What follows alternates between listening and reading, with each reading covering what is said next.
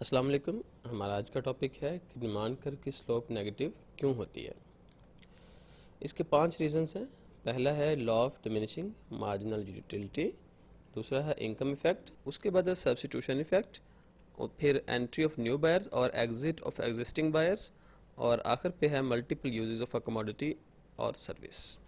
इन reason की detail में जाने से पहले हम ये देख लेते हैं कि डिमांड कर्व की नेगेटिव स्लोप से क्या मुराद है। पिछले लेक्चर में हमने ये डिमांड कर्व पढ़ी थी।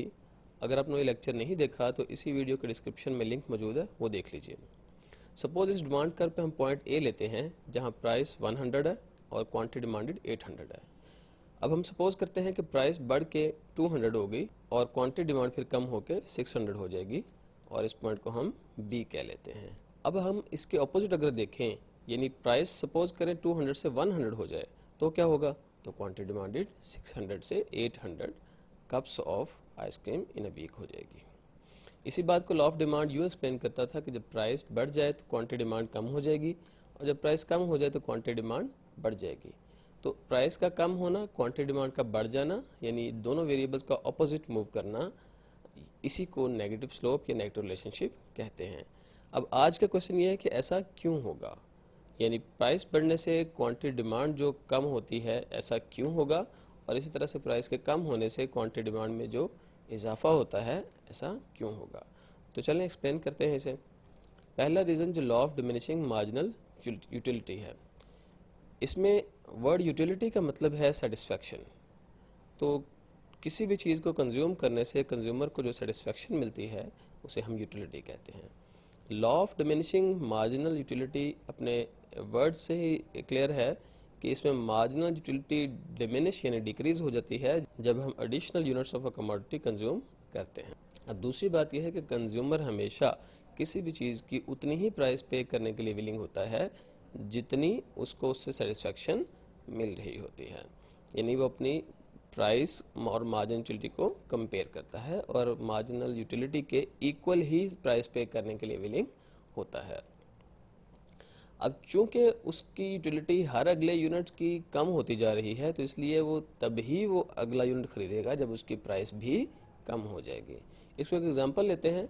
सपोज़ करें आप भूख है किसी कंज्यूमर को और वो फर्स्ट प्लेट बिरयानी की खाता है तो उसे 100 सेटिस्फेक्शन होती है, इसलिए वो उसका 100 रुपीज़ पे करने के लिए भी रेडी है। सेकंड प्लेट पे उस कदर सेटिस्फेक्शन नहीं होती क्योंकि अब उसका पेट किसी हद तक भर चुका है, इसलिए वो उसके लिए उतना पे करने के लिए भी तैयार नहीं है। थर्ड प्लेट में चूँकि वो पहले से उसकी 2 खा चुका है प्लेट्स, इसलिए अब उसकी यूटिलिटी जो है पहले से बहुत कम हो चुकी है और वो बहुत कम पे करने के लिए इस पे तैयार होगा। अगर इस प्राइस पे उसे कोई नहीं देगा बिरयानी की प्लेट तो वो नहीं खाएगा क्योंकि ऑलरेडी वो उसका सेटिस्फेक्शन लेवल अचीव हो चुका है काफ़ी। अब फोर्थ प्लेट पे उसका सेटिस्फेक्शन लेवल 0 है, इसका मतलब उसको फ्री में अगर कुछ मिल जाए तो वो कंज्यूम कर लेगा, अदरवाइज नहीं करेगा। और फिफ्थ प्लेट तो उसे फ्री में भी मिले तो नहीं खरीदेगा। क्यों? क्योंकि भाई इससे सेटिस्फेक्शन की बजाय डिससेटिस्फेक्शन हो रही है। तो इसका मतलब ये हुआ कि law of diminishing marginal utility जो है वो डिमांड कर्व की डाउनवर्ड स्लोप के रीज़न बन गया। कैसे? देखिए, जब ज़्यादा क्वांटिटी कंज्यूम की तो यूटिलिटी कम हो गई, और जब यूटिलिटी कम हुई तो प्राइस भी कम पे करने के लिए वो विलिंग होगा। इसी तरह से जब क्वांटिटी कम कंज्यूम की थी, जैसे कि पहली प्लेट थी, तो उस वक़्त यूटिलिटी ज़्यादा थी, वो ज़्यादा प्राइस पे करने के लिए विलिंग था। नेक्स्ट इनकम इफेक्ट है। जब किसी चीज़ की प्राइस बढ़ जाती है तो उसकी रियल इनकम कंज्यूमर की कम हो जाती है। रियल इनकम से मुराद परचेजिंग पावर है, यानी income in terms of goods and services, यानी आप अपनी इनकम से कितनी चीज़ें या सर्विसेज ख़रीद सकते हैं, ये उसकी रियल इनकम है। अब रियल इनकम के कम होने से कंज्यूमर खुद को पुअर फील करता है और क्वांटिटी डिमांड में कमी ले आता है। एग्जांपल लेते हैं। फ़र्ज़ करें मिस्टर अली जो है वो रोज़ाना का 1000 यानी 1000 रुपीज़ अर्न कर रहा है और मैंगो की 1 किलो की प्राइस 100 रुपीज़ है। अब अली अपनी टोटल इनकम से सिर्फ 10 केजी मैंगोज़ रोज़ाना ख़रीद सकता है। अब फ़र्ज़ करते हैं कि मैंगो की प्राइस बढ़ के 200 हो गई, जबकि अली की इनकम अभी भी 1000 ही है। तो अब 1000 से 200 पर केजी वाले मैंगोज़ वो कितने ख़रीद पाएगा? सिर्फ 5 किलो। इसका मतलब हुआ income in terms of goods and services कम हो गई। पहले वो 10 केजी मैंगोज़ बाय कर पा रहा था, अब जबकि उसकी रियल इनकम कम हो गई है तो वो सिर्फ 5 kg मैंगोस बाय कर पा रहा है। इसका मतलब वो मजबूर है अपनी डिमांड कम करने पर। तो इनकम इफेक्ट फिर क्या हुआ, प्राइस के बढ़ने से डिमांड कम हुई, ये तो नेगेटिव रिलेशन हो गया। लेकिन इसकी रीज़न क्या बनी, रीज़न ये बनी कि रियल इनकम ऑफ कंज्यूमर जो है वो कम हो गई। इसके ऑपोजिट भी होगा, अगर प्राइस कम हो जाएगी तो रियल इनकम बढ़ जाएगी, तो फिर डिमांड भी बढ़ जाएगी। नेक्स्ट है जी सब्स्टिट्यूशन इफेक्ट। देखिए, जब किसी कमोडिटी की प्राइस कम हो जाती है तो वो अपने कंपेटिटर्स के मुकाबले में सस्ती हो जाती है, और नतीजा ये निकलता है कि लोग कंपेटिटर की प्रोडक्ट को छोड़ के उस प्रोडक्ट की तरफ आ जाते हैं। एग्जांपल लेते हैं, फ़र्ज़ करें पेप्सी और कोक दोनों 70 रुपीज़ की हाफ़ लीटर हैं, और सपोज़ करें कि इनमें से कोक की प्राइस जो कम हो जाती है और 50 रुपीज़ हो जाती है, जबकि पेप्सी की प्राइस अभी भी 70 रुपीज़ ही है। तो लोग क्या करेंगे, लोग पेप्सी, जो कस्टमर पेप्सी पे बाय कर रहे थे, अब वो कोक बाय करना शुरू कर देंगे, कोक को ख़रीदना शुरू कर देंगे। क्यों? क्योंकि कोक की प्राइस कम हो चुकी है और कोक और पेप्सी एक दूसरे के सब्स्टिट्यूट हैं, यानी एक दूसरे के जगह पर इस्तेमाल हो सकते हैं। यहाँ से सब्स्टिट्यूशन इफेक्ट ने काम करना शुरू कर दिया, और एज अ रिज़ल्ट क्या हुआ, क्वांटिटी डिमांडेड ऑफ कोक बढ़ गई। क्यों? क्योंकि पेप्सी के कस्टमर जो थे वो भी कोक को बाय करना शुरू कर दिया। पेप्सी के कस्टमर ने पेप्सी को सब्स्टिट्यूट किया किसके साथ, कोक के साथ। तो ये है सब्स्टिट्यूशन इफेक्ट।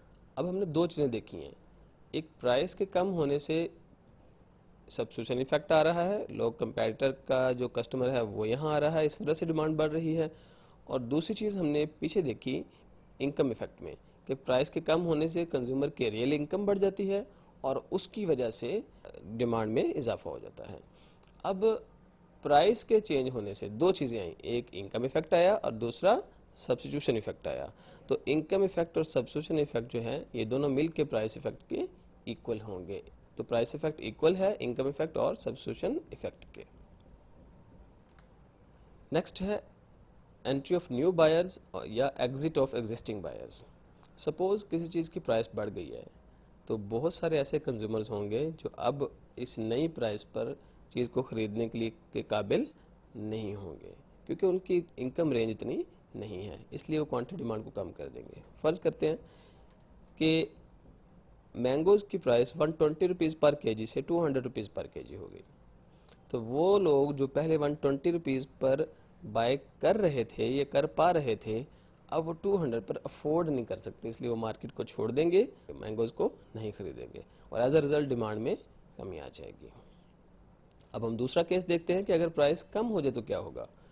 फिर बहुत सारे कंज्यूमर ऐसे होंगे जो पहले नहीं खरीद पा रहे थे, अब चूँकि प्राइस कम हो गई है, उनकी रेंज में आ गई है, तो अब वो क्वांटिटी डिमांड में इजाफा कर देंगे। पहले वो बिल्कुल नहीं खरीद पा रहे थे, अब वो इसको ख़रीदना शुरू कर देंगे।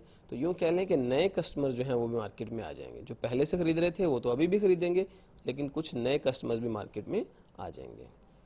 इसकी एग्जांपल देखते हैं।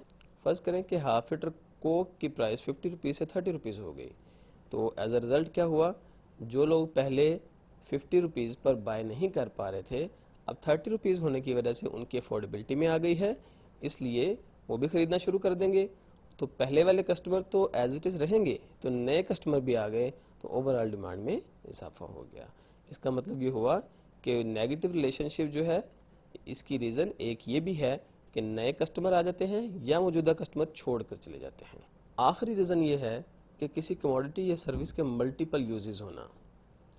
For example electricity, coal, milk, steel, इन सब के आप देखें तो बहुत सारे यूजेस हैं।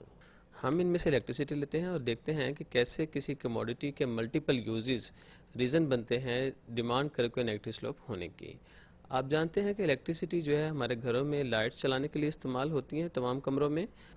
इसी तरह से एयर कंडीशनर सारे कमरों में चलते हैं, इसी तरह से फ्रिज या रेफ्रिजरेटर चलते हैं, इसी तरह से पानी की मोटर, ओवन, इस्त्री या इसके अलावा इलेक्ट्रिक हीटर वगैरह सर्दियों में चलते हैं। अब फ़र्ज़ करें कि इलेक्ट्रिसिटी की प्राइस बढ़ गई है, अब एज अ रिज़ल्ट क्या होगा, जो मोस्ट इम्पॉर्टेंट चीज़ें हैं, पानी की मोटर है, ओवन है, इस्त्री है, ये तो चलेंगी, लेकिन जो लेस इम्पॉर्टेंट है, यानी जो हीटर था उसकी जगह गैस हीटर यूज़ करना शुरू कर दिया, जो लाइटिंग थी कमरों में अब वो सिर्फ तभी चलाएंगे जब उसकी ज़रूरत होगी। इसी तरह से एयर कंडीशनर जो सारे कमरों में चलता था अब सिर्फ एक कमरे में चलेगा, सारे हो सकता है सब लोग घर के उसी कमरे में बैठ जाएं, क्योंकि उन्हें पता है कि बिजली काफ़ी महंगी हो चुकी है और इलेक्ट्रिसिटी का बिल जो है अगर हम हर कमरे में एयर कंडीशन चलाएंगे तो ज़्यादा आएगा। तो एज अ रिज़ल्ट वो क्या करते हैं, एक ही कमरे में सारे लोग बैठ के कंज्यूम कर लेते हैं। इसी तरह से फ्रिज या रेफ्रिजरेटर भी जब ज़रूरत होगी तभी इस्तेमाल किया जाएगा। तो रिज़ल्ट क्या निकला, जब इलेक्ट्रिसिटी के प्राइस में इजाफा होगा तो ओवरऑल डिमांड ऑफ इलेक्ट्रिसिटी कम हो जाएगी। क्यों? क्योंकि कंज्यूमर ने जो इलेक्ट्रिसिटी बहुत सारे मकासद के लिए इस्तेमाल कर रहा था, अब उनमें से कुछ मकासद की डिमांड जो है वो कम कर दी है, इसलिए ओवरऑल डिमांड क्या हो जाएगी, कम हो जाएगी। तो यूँ किसी कमोडिटी या सर्विस के मल्टीपल यूजेस भी एक रीज़न बन गई डिमांड कर्व के नेगेटिव स्लोप होने की। आज के लेक्चर में अगर आपका कुछ सवाल है तो कमेंट्स में ज़रूर पूछें। इस लेक्चर को शेयर करें ताकि दूसरे लोगों तक पहुंच सके, और चैनल को सब्सक्राइब कर लें ताकि आइंदा आने वाले लेक्चर्स आपको बर वक्त मिल सकें। Thank you.